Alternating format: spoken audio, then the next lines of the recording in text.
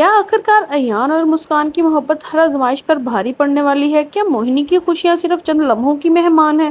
کیا زرون کی ماں نے ایسی چال چل دی ہے جو موہنی کو پوری دنیا ہلا کر رکھ دے گی؟ اور کیا مرزا صاحب کی زندگی میں بھی محبت ایک بار پھر دستک دینے والی ہے؟ السلام علیکم ناظرین، ڈرامہ سیریل انتخاب کی آنے والی قسط کئی حیران کن موڑ لے کر آنے والی ہے۔ ایک طرف ایان اور مسکان کی محبت پہلے سے کہیں زیادہ مضبوط ہوتی دکھائی دے گی، تو وہیں پر دوسری طرف موہنی ایک ایسی خوش فہمی میں مبتلا ہو جائے گی جو چند ہی لمحوں بعد ٹوٹنے والی ہے۔ زرون کی ماں خاموشی سے ایسا کھیل کھیل رہی ہے جس کا اندازہ نہ زرون کو ہے اور نہ ہی موہنی کو۔ یہی وجہ ہے کہ آنے والی قسط میں جس بات، محبت، دھوکہ اور لالچ کا ایسا امتزاج دیکھنے کو ملے گا کہ جو ناظرین کو آخر تک باندھے رکھے گا۔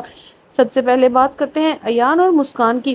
کافی مشکلات، غلط فہمی اور تلخ جادو کے بعد آخرکار دونوں نے ایک دوسرے کے دل سے سمجھنا شروع کر دیا ہے۔ ایان اب پہلے والا ضدی اور غصے والا انسان نہیں رہا، بلکہ اس کی شخصیت میں واضح تبدیلی آ چکی ہے۔ وہ محسوس کرتا ہے کہ اگر کسی نے اس کے سچے دل سے قبول کیا ہے تو وہ صرف مسکان ہے۔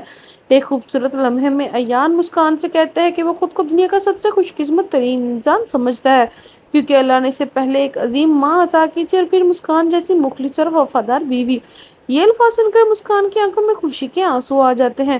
اسے محسوس ہوتا ہے کہ اب اس کی زندگی صبر اور قربانی آخرکار رنگ لے آئی ہے۔ مسکان کے چہرے پر برسوں بعد حقیقی خوشی دکھائی دیتی ہے۔ وہ دل ہی دل میں دعا کرتی ہے کہ ان کی یہ خوشیاں ہمیشہ کے لیے قائم رہیں اور دوبارہ کوئی آزمائش ان دونوں کے درمیان بالکل بھی نہ آئے اور نہ ہی ان دونوں کو ایک دوسرے سے دور کرے۔ ادھر کہانی ایک نیا رخ اختیار کرتی ہے جہاں مرزا صاحب کی تنہائی نمایاں ہونے لگتی ہے۔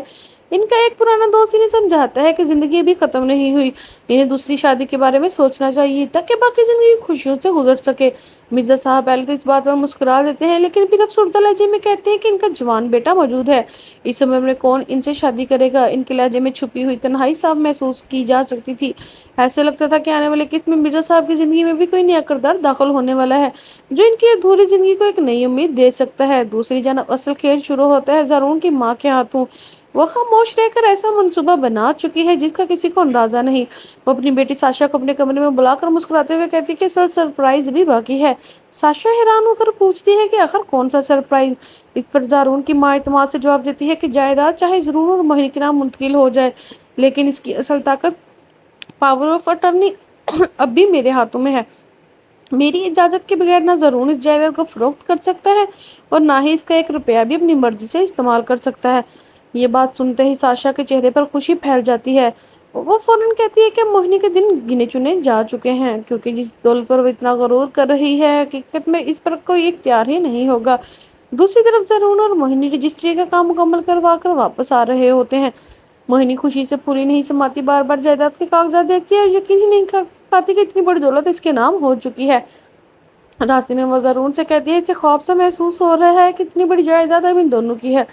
زرون مسکراتے ہوئے اس کا ہاتھ تھام لیتا اور کہتا ہے کہ اگر تم ہمیشہ میرا ساتھ دو گی تو یہ ساری دولت بھی تم پر قربان کر دوں گا۔